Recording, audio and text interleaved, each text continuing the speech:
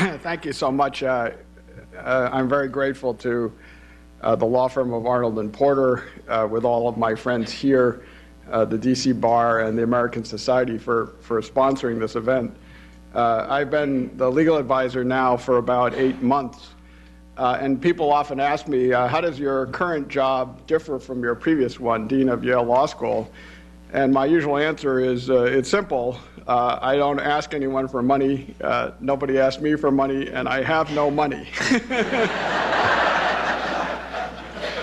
Nevertheless, I have never been happier because I don't have any time to spend the little money I have. And I'm doing a job which I'm finding truly extraordinary. Now, in the audience here, not just John Bellinger, but Ed Williamson, Bob Owen, all predecessors of mine in the position, a number of illustrious deputy legal advisors, including Judge Schwabel of the International Court of Justice. A whole range of colleagues in the room have a sense of what I'm talking about, what an extraordinary place the legal advisor's office is. I first heard of the legal advisor's office 40 years ago, and it struck me then as the most interesting legal job in the government. And now that I've actually been in the job, that view has only been affirmed for really 4 reasons. First, you have just extraordinary colleagues. I have 180 lawyers, the greatest, I think, international law firm going. And the air is extremely collegial, enjoyable. Everybody in the office has a finely tuned sense of humor and irony, and it's made it extraordinarily fun to fit into the mix, and a number of my current colleagues are here as well. Second, you have extraordinary clients. Your job is to provide the President, the Secretary of State, the Deputy Secretary with your best legal advice. In this case, they are all themselves extraordinary lawyers. Secretary Clinton, of course, a graduate of a fine law school, a brilliant lawyer. Jim Steinberg, also a graduate of a fine law school, brilliant lawyer. The President, the graduate of a decent law school, but also a fine lawyer. And the job of the legal advisor, in the words of one former legal advisor, is to speak law to power.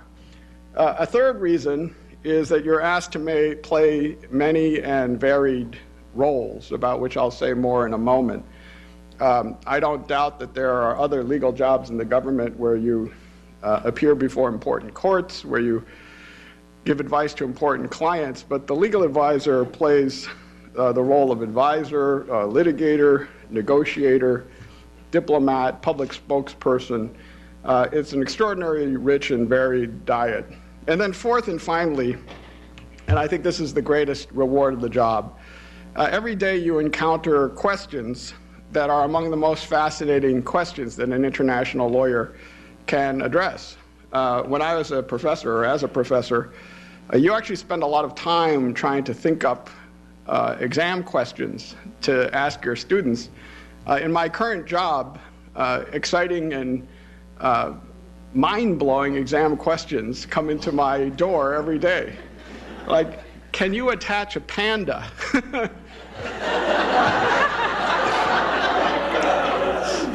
Birth through artificial insemination and an elaborate international agreement. You know, I had not thought of that question before.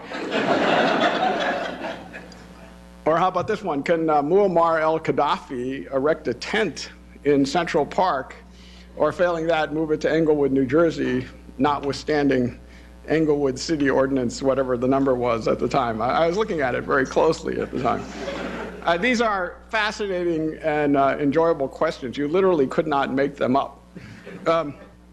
So let me divide my remarks here into 4. And they are, first, what are the peculiar challenges of the legal advisor at this moment in history? Second, what is the strategic vision that we in the Obama administration are trying to execute? Third, what does that mean in terms of the roles, the concrete roles that our office is asked to play?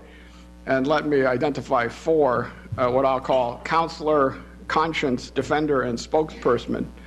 And then finally, what are the legal fields, the varied fields of law that will be the subject of our attention over the next period? And in all of this, these are no different from those of other legal advisors.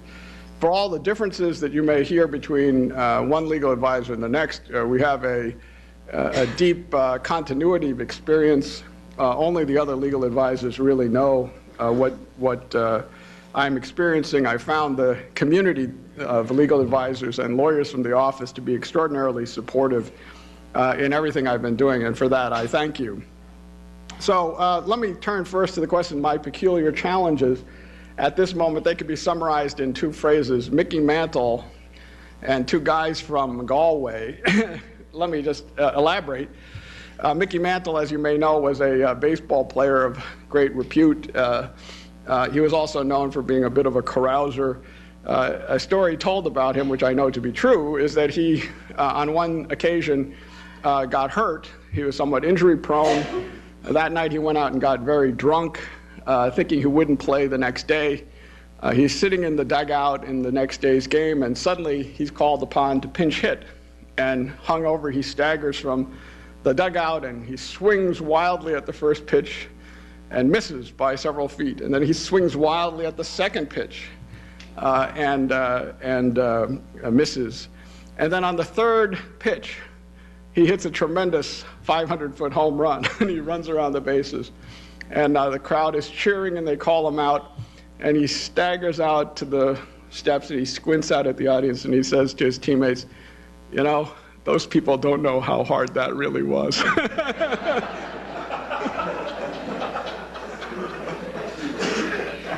Well, obviously, many people have views about what government should be doing, what government lawyers should be doing, and not having the challenge of trying to address these issues within a large bureaucratic framework with political pressures, scores of agencies involved in an interagency process. And so therefore, while good ideas are always in short supply, in trying to address any particular set of tasks, large or small, it's really hard to explain how hard it is to get something done. The distance from a good idea to getting it done in the government is just much greater than you could ever imagine. The second story is the story, a shorter one, about the two guys from Galway making their way across the countryside. And one of the others says to the other, how do you get to Dublin from here? And the other guy says, I wouldn't start from here.